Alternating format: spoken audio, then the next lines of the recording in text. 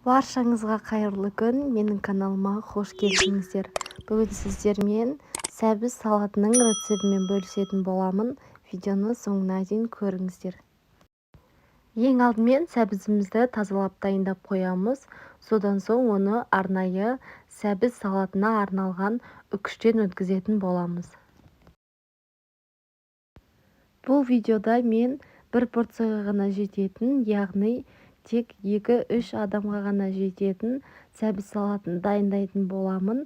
Сіздер осы рецепті 2-3 еселеп көп адамға дайындасаңыздар болады.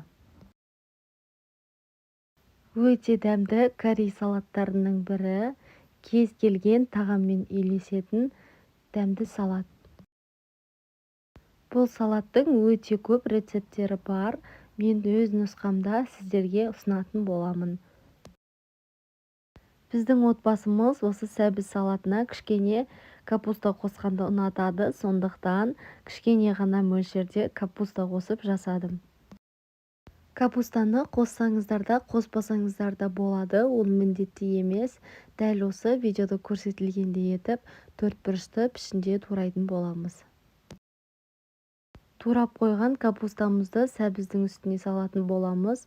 Одан кейін қызыл бұрыш, тұз және де сұйық майды қосып, жақсылап араластырамыз. Сұйық май міндетті түрде қатты қызып тұрған болуы керек.